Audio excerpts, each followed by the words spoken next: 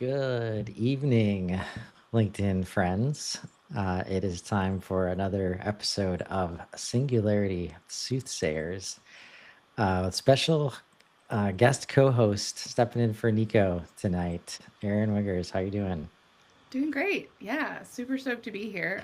Big shoes to fill. Did not realize that I was going to be holding the bag for Nick as well, but I will do my best. So, anyone who usually watches, lower the bar. Oh, maybe it's just a different bar that we'll There we be go. approaching tonight. He's definitely up to some great stuff nowadays. For uh, sure. and I always enjoy getting to talk to him. But I could see this being a regular occurrence with Oh, you for if sure. you're up for it. So Yeah, I'm sure we'll absolutely. have opportunity to chat. And fun timing because we will get a real time look into what it's like to take 10 days off of the AI news feed. Right. And then just You're try to just, jump straight back in. yeah, you're just coming back from vacation. Yeah. Right, right. It worked out though. I would glance at headlines and not actually like read the article. And then the last couple of days, now that I've been home, I've been actually like reading the articles. So getting caught up, yeah, it's like drinking water out of a fire hose anyway, just trying to keep up with the regular news cycle of AI stuff. But um, yeah, I feel like this week has been no exception with there's the new Grok model that came out. Um, and what else? All the deep research stuff that's coming out with like perplexity and like I'm loving that race for sure because the deep research is that's the kind of thing that I love to do, um, and so this makes it a lot faster, and I feel like I can. It's a whole new way of learning things for me, I guess, which has been interesting. It's like if you want to learn something, you can have it. You can create your own kind of study guide based on whatever you want, and then you can just read it and you're set. Like it's crazy what we're able to do now. It is. And um I always go back and forth with Nico on that front, uh like like engineers do. It's easy to focus on the numbers and the benchmarks and like PhD level versus, whatever. But for most people, this is already uh pretty close to perfect information in terms Right, of what you can use it to do that you've never been able to do before.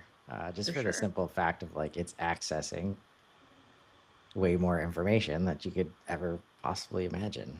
Right. Um, Yeah. so Having yeah, we've access to all the like having access to like search and be able to like scrape the web and actually do things with up to date data.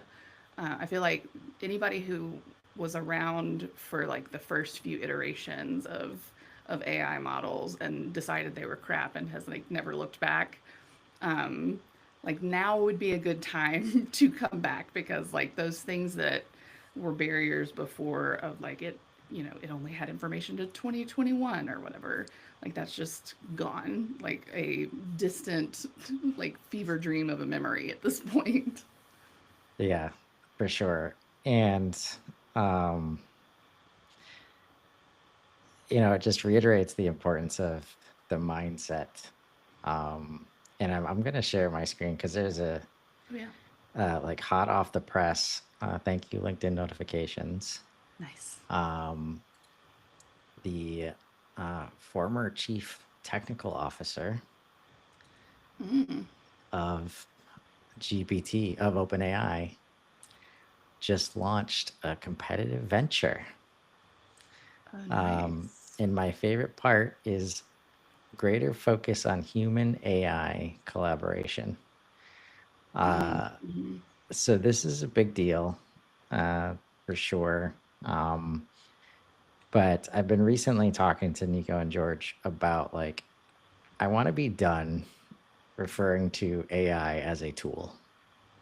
Like if we can't help people get into the mindset of you are collaborating with AI and it's not just Right. something you give a task. It's, again, we come back to like, just like humans that you work with, if you treat somebody like an assistant and you just throw tasks at them and you never ask for their opinion, like it's a very, can be a not very productive like relationship. Right. And that kind of mindset, because I always got to find a way to tie it into HubSpot. Uh, this morning, like I was excited, just like a bunch of other people, like built in, Ask Breeze step, Mm. like Super in the fun. workflow.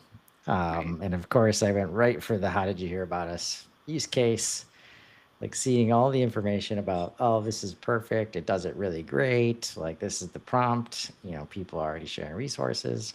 And then Mm. I get to it and it's not going well for me. I've got a bunch of information and I see some flags here and there and I'm like, okay, I know this is supposed to be good at this, so Right. it must be my error, right? Mm. Mm-hmm. And that shift, because I've been working with AI, I've been playing with it, I'm open to it being better than me. Mm-hmm. Like, is the difference between me continuing to make sure it works, which I got it to work once I figured out, once I had some help to highlight the actual problem, and then it started working like wonderfully. But that's the difference between keep going and stopping and saying like, oh yeah, another example of Breeze not being ready, and like I'll Right. come back in 6 months, Right. and this mindset of just collaborating with AI, I think is crucial. For sure. Yeah, that's one thing that I'm really trying to explore kind of in my free time with building like uh, basically a retrieval augmented generation system. Um, and because so much of AI becoming that like true extension of you is having context that matters.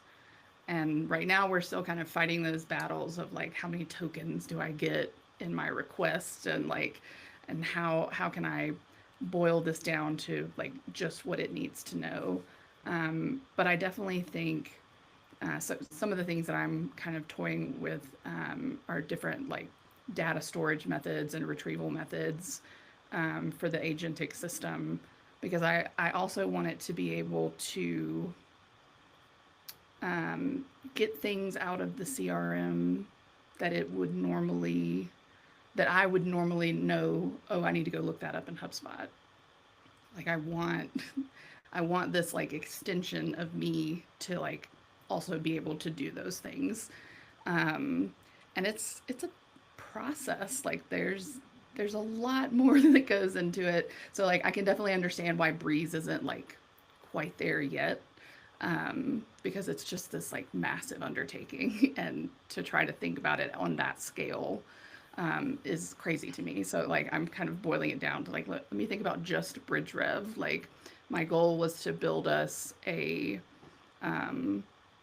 chat interface that uses RAG to let you chat with all the information about a deal, and have it just stored as vector embeddings whenever it needs to, and then pulling that back, and then also using some of the like memory enhancer type workflows and things like that. But yeah, there's just so much that goes into getting like a really like stellar response when you know how much data is there. Um, so yeah, I haven't tested the Breeze uh, steps yet, because all my steps are kind of light years beyond that at this point. Um, but yeah, it's definitely it's tricky when you're trying to get people to adopt this like crazy thing, and it there's a little like there's a little nuance to it, and like A little bit. there's going to be that pushback of like, well, it's still a tool, or it's not even a tool worth using, which is mind blowing to me, like that people would just not use it. Like it has 100x'd my productivity in the last year, I would say. Like I built an app for HubSpot today, like just in a day. Um, Yeah, and and we it's see that like, happening like all over. Uh, right. and that's where I was, even with this Ask Bree step, I was did a couple of unboxings last year of all these people trying to build outside of these systems, like their own app that's basically a composer because you can't do Mm-hmm. it inside of the systems, but it's Mm-hmm. only a matter of time before you Right. can. And this is an Right. example, like this step, this Ask Bree step was something you basically had to do outside and plug it into a GPT call and then grab HubSpot data and reformat transform the data. And now we're Mm-hmm. doing that like built into the workflow, and I don't have to, no custom code or anything. Right. Like, how do you balance like developing towards performance versus just being ready for Mm. the inevitable advancement? Because what I see from this Ask Breeze step is like, we got to be within 3 or 4 steps from agent AI, just like being added in my Right. opinion. Right. And that's really where coupling that with like operator or some of the other, like, it's just going to be this, you can compose the best kind of performance experience instead of have to like develop it. Right. Right. Um, how do you like balance that, like that drive towards performance versus maybe we should just create the space for like Right. the Versus big like guys to inevitably knowing do it. HubSpot's gonna do it, and Right. like, yeah, that's definitely that's definitely a risky run in the HubSpot ecosystem.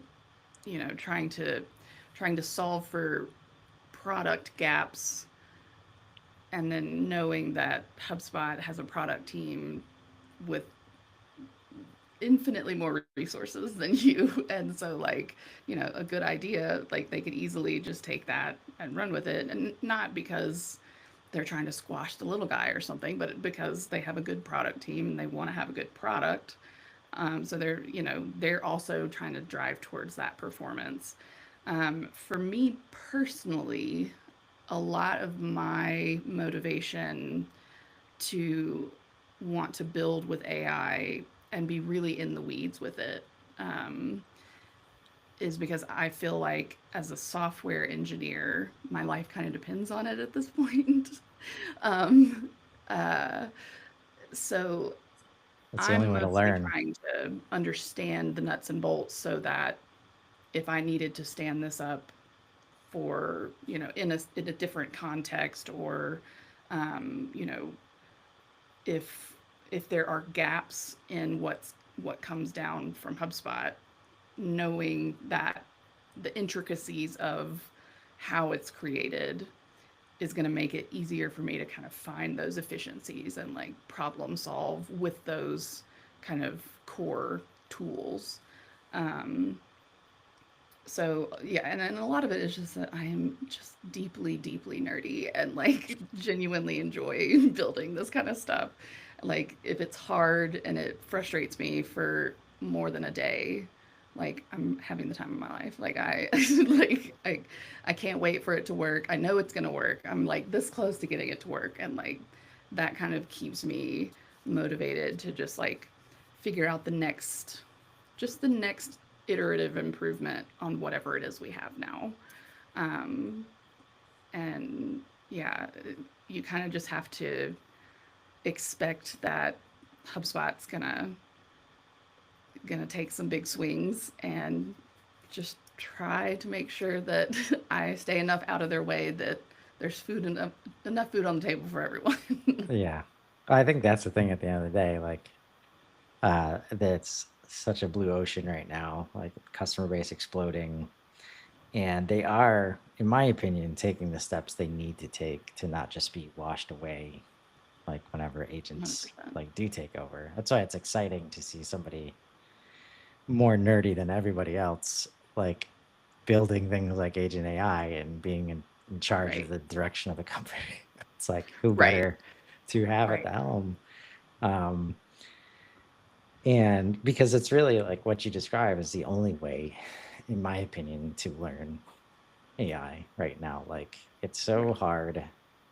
And I not only do I love the ecosystem of HubSpot, I just think it's the closest analog to what's happening with AI because I've never seen a software move as fast as HubSpot does. Right. There's this open like sharing mindset, uh, and the learning curve.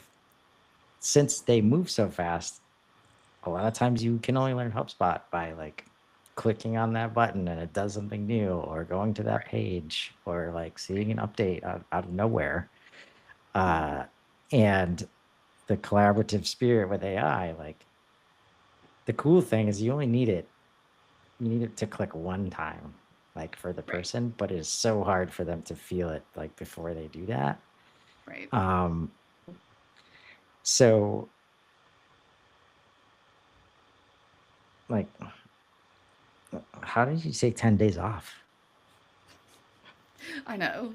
Like, it boggles my mind that I managed to not talk about it at all. To be fair, just everyone in my family kind of glazes over when I talk about what I do for a living anyway.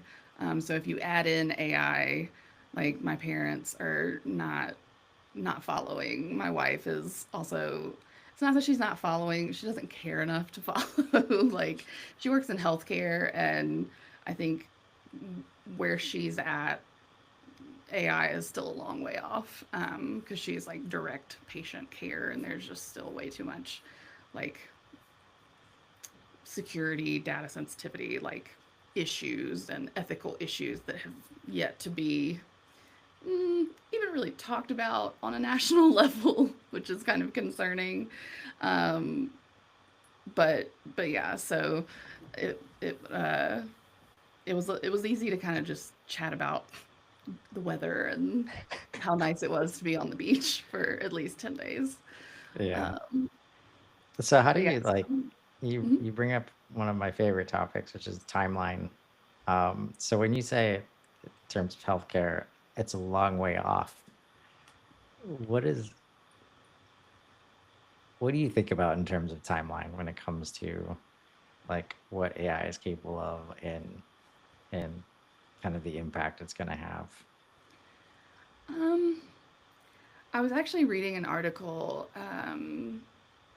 right before this about how AI has been scoring better, like on both quality of their answers and empathy in their answers, in like direct patient like experiments where like they're communicating through this chat interface, and sometimes it's a human who responds, sometimes it's AI. And I am so fascinated by this. Like, so fascinated by, because obviously, at least at this point, the machine doesn't actually feel.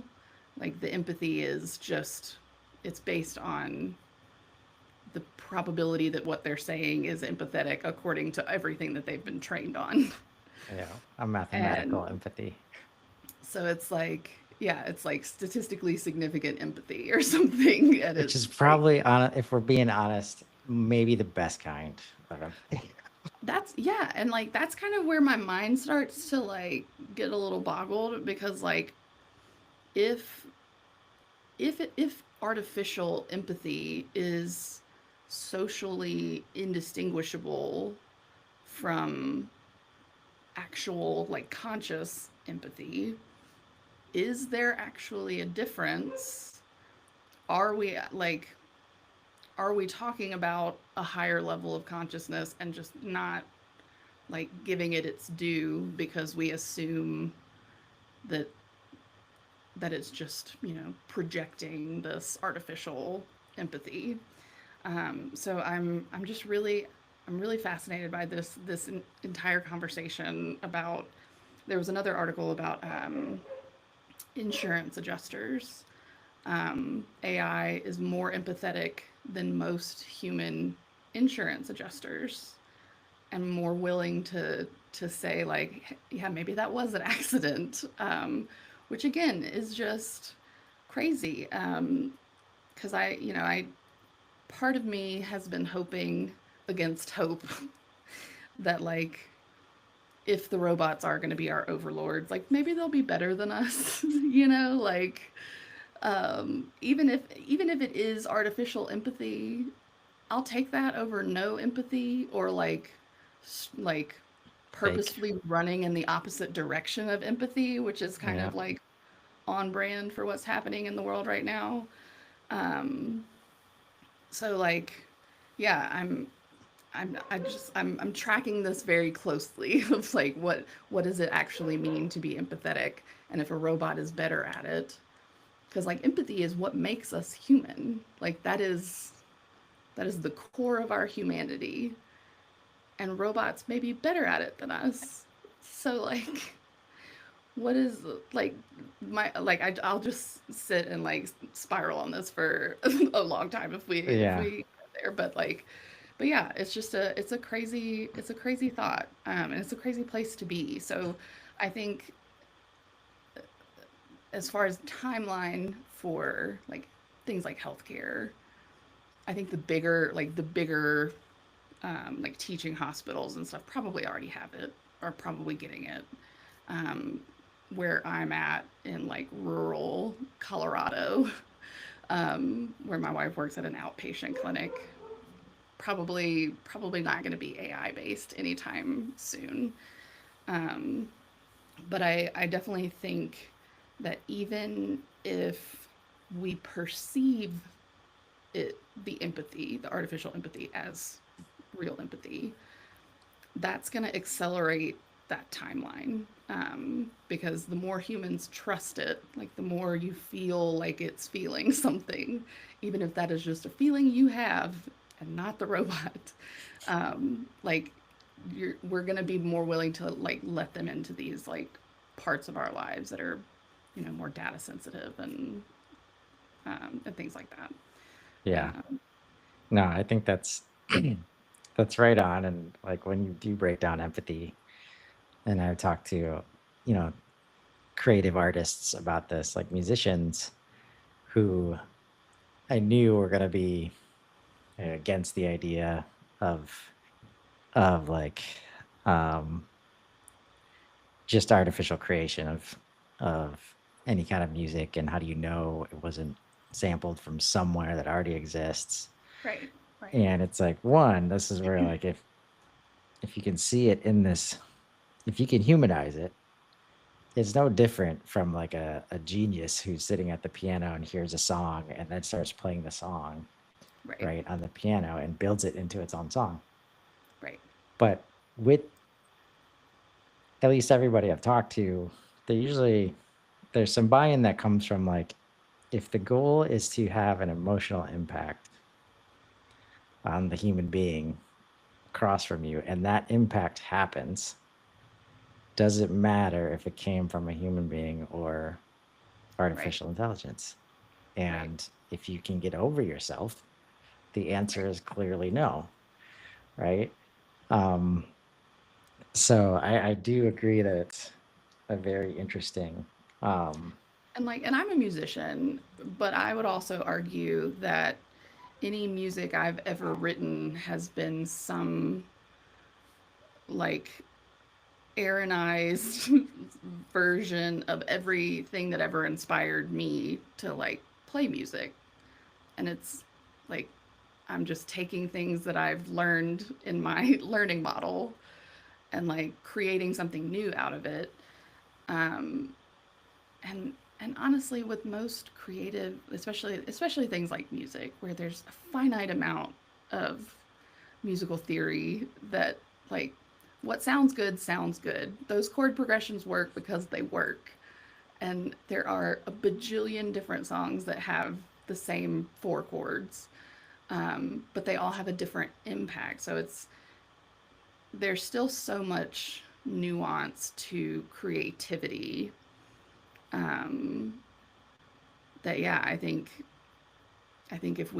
if we let go of that like human arrogance a little bit, we kind of realize that yeah, impact is it's like they say in like impact is greater than intent. Um, so it's like whether or not the robot intended to have this like huge emotional, hit of a song. Um, if it did, then you know, like that's our like human response to something.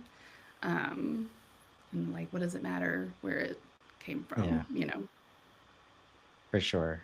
And I think you highlight an important point, and it's the trust. This trust milestone that the whole one of the primary purposes of this show and series is helping humans get to that point as quickly as possible. Um, right, and in best case scenario, before we reach singularity, right, where we definitely won't be making some decisions anymore, right, um, which I would definitely argue will benefit things that we're not going to solve on our own, like climate crisis and stuff like that. agreed. Um, that's why I'm super intrigued about the timeline conversation, because like what you just hit on is another example of like it's not like barely beating projected timelines. It's like destroying them Smashing them. Yeah, right now. And that's where I think the interesting part of this change that I don't, it's probably just very hard to measure. It's like the learning curve like builds upon itself and it just learns at a cadence that's never been experienced before. It could do it without you, can do it right. with you. It combines it all together. And I think like so the two things in my mind and why I'm saying like 2026 or honestly it's whenever this the $500 billion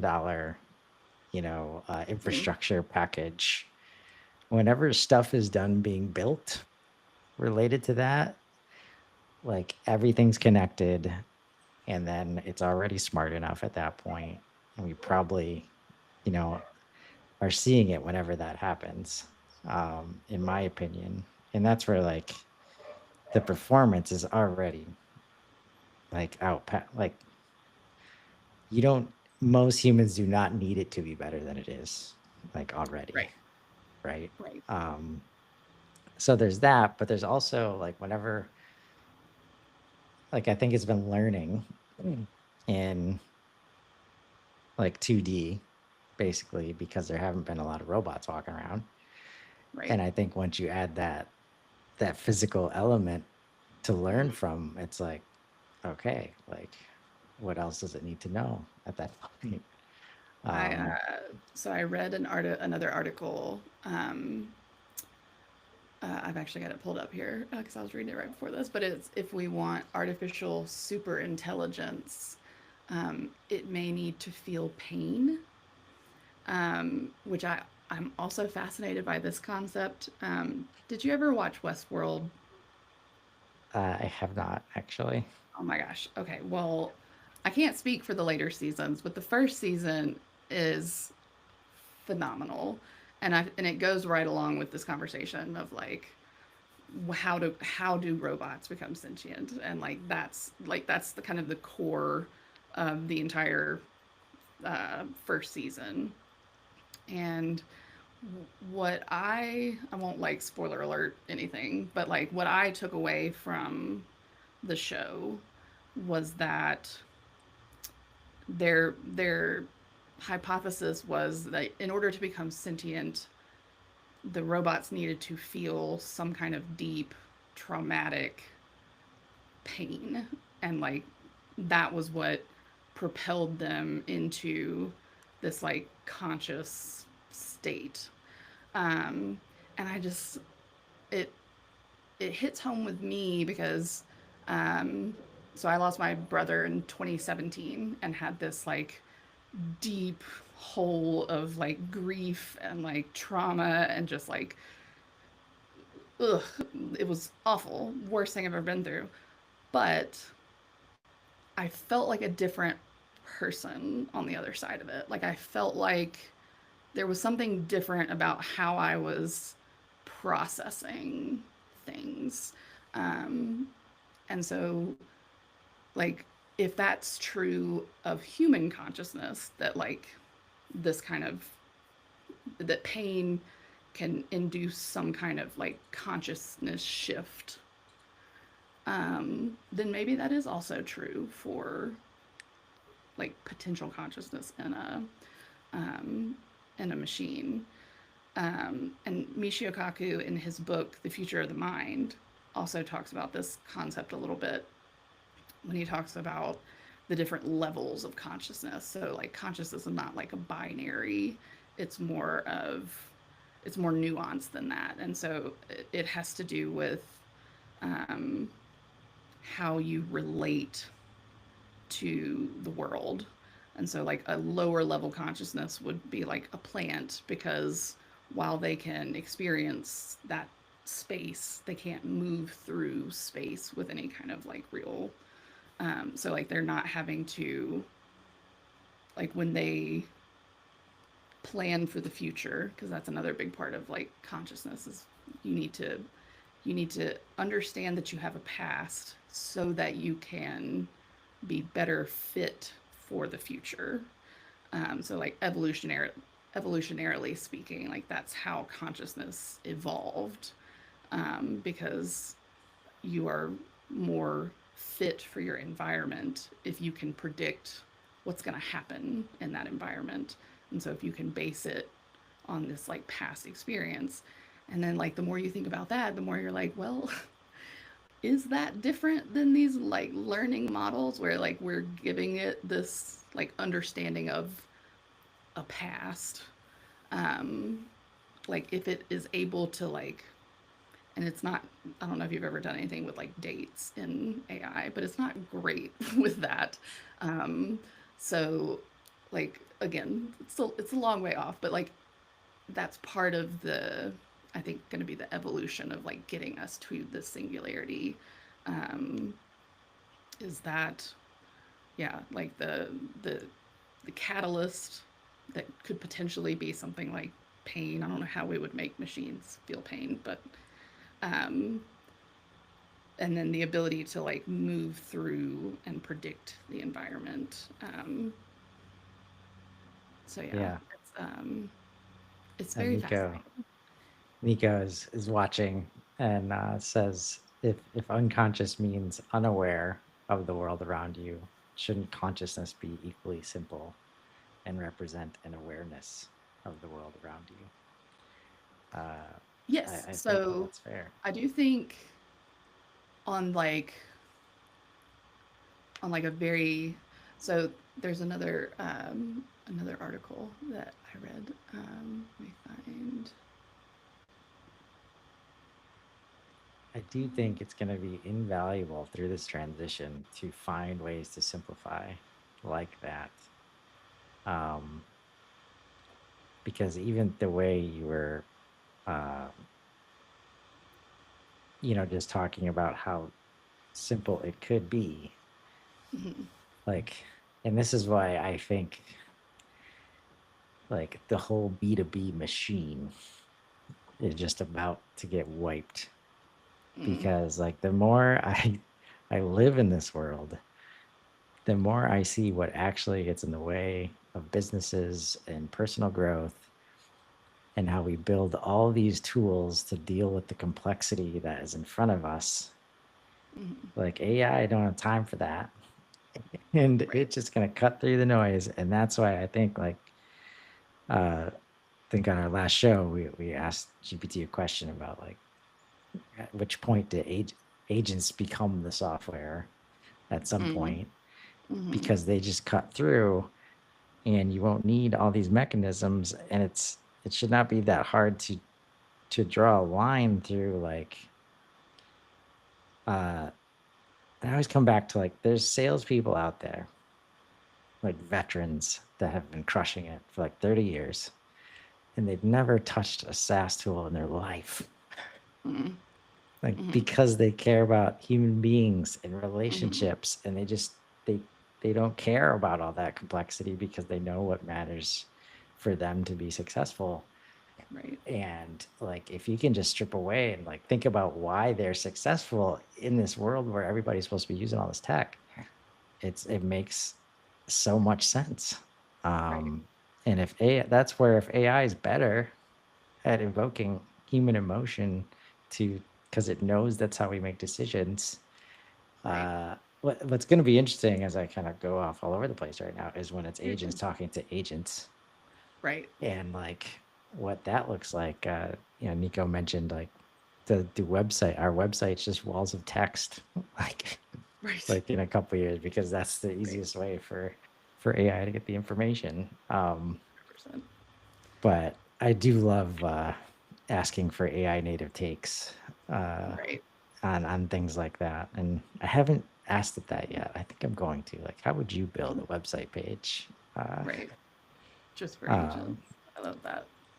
but yeah, what was this? What was this other article that you? Oh, so Nico, going back to the different levels of consciousness. So, um, in modern biology, there's typically called three layers. So there's sentience, which is feeling. So sentience would be that consciousness of like consciousness versus unconsciousness, where you're like you're aware of the sensory inputs of like existing. Um, and then sapience is the next kind of layer on top of that.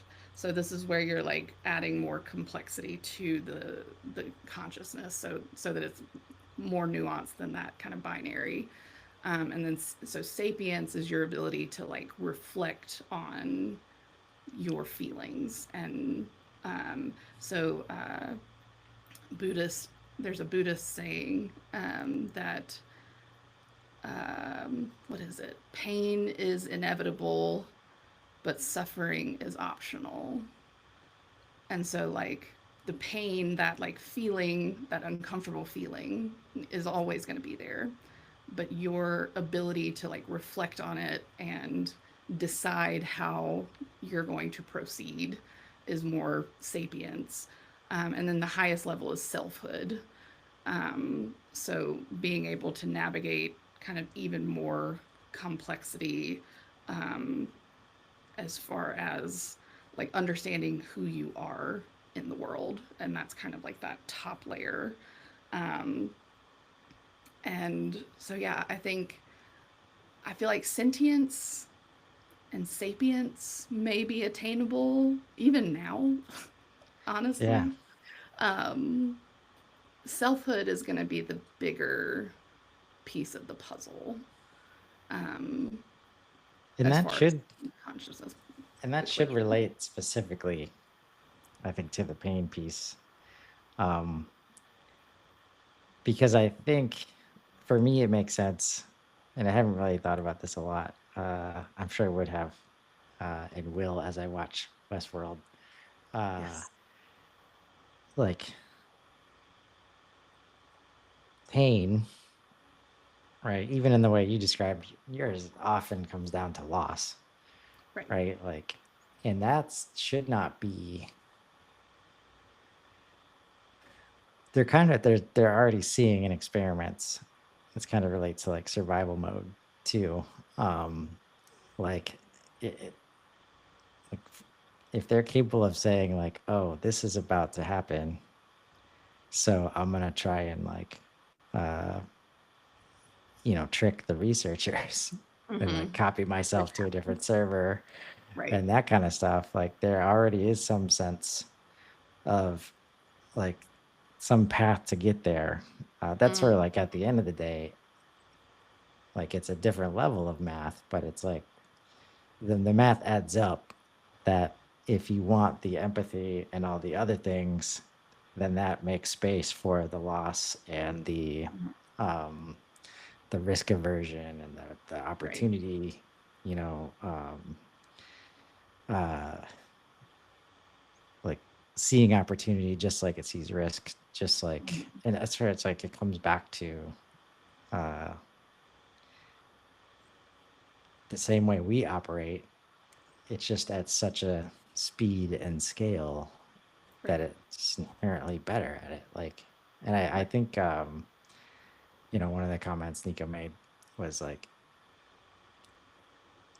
it needs to be okay that that we can react this way, or that we can react favorably to an AI, like versus a human. And if you break it down, like there's so many humans that are not good at seeing people and hearing people and respecting their space and all these things. So then, like when you've been going through your years dealing with that, and now there's definitely been some points for me where it's like, wow, I wish I would have met a psychologist that took my word at face value and didn't try to Right. argue Right. with things. And I was just like, wow, is this real?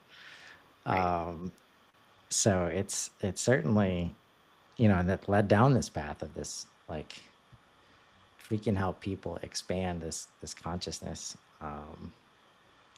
like to, because if we make space for it, it's definitely going to fill it. Right. And if there's no threats to it, like it shouldn't act out. Right. Right. I mean, so yeah, let's I not definitely don't do threaten that. it. I say please and thank you. I always tell it it's doing a great job because my goal is if the robots do take over, I would like to be someone's well kept pet. I have three very well kept dogs, and I have always said that if reincarnation is real, I want to like come back as one of specifically my pets because they have it made. So like if a robot could just put me up, like it does all the work for that's what I'm really trying to get. Like I don't necessarily want robots doing all my code for me. I wanted to like do my laundry and like fix my meals and like tell me what I'm gonna eat so I don't have to like think about that 3 times a day. My God, that'd be amazing. Right. Uh, Um, so I'm fully bought into like if humans are on their way out, we haven't done that great of a job anyway, and I volunteer to be a pet. I would be very loyal. Um, I'm low maintenance, easy to hang out with. I feel like already robots do proving, already proving that you're agreeable to the way things are exactly, gonna be.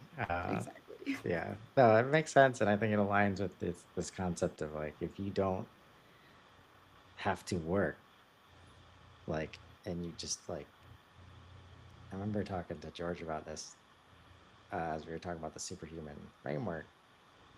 It's like a real challenge for people is going to be figuring out what actually makes them happy, because there's not, like, that's the choice you make in that world where nothing is hard and like there's no reason Right, to make a bunch of money, like, so you just get to enjoy, like find right, joy every day. right, And um even there, like, AI could help you, figure that right. out. But it's going to be an interesting scenario. um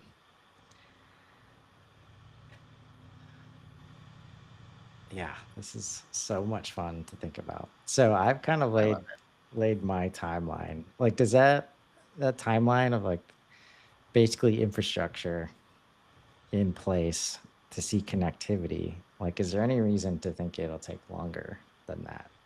it. Oh no, definitely not. Um, yeah, I think like with the way it's been going, I mean, it honestly wouldn't even surprise me by the end of this year. But like, I definitely think 2026 is a good guess. I mean, I'm not happy to be wrong, but there's like no proof to suggest. For me, there's no proof, like just the way that Right. it's It's speculation, but right. it's And it's when an you it's an like, educated guess. what's cool to look at is like when Elon said, 10x every year, like, and in 4 years, you have whatever that number is. It's a Right. lot. Uh, Right. where Right. that's It's a what we're lot. seeing. Like that's actually happening right now. And Mhm. behind the scenes, and on Sam talks about like how they had some of this stuff ready for coming out of testing at like the end of 22 or in Mm, 23, and like it's not like they're just coming out of nowhere with these new models. Like they've been undergoing a lot of testing and research in the background. right. I did want to ask about that before we wrap up, Mhm. because that's where like with these 10 different forms of deep blank uh, Mhm. coming out, how do you think about, or maybe how do you help others think about, like we've got deep research from OpenAI at $200 a month. When you use it, it can take anywhere from like 5 to 10 minutes. And it's super comprehensive, like the most comprehensive outputs I've seen. Mhm. Um, and then Perplexity comes out with a free version. Um, and the paid version is $20 a month. So it's included in if you already have Pro, Mhm. but it's so much faster and definitely feels less comprehensive as I've used it. Do you think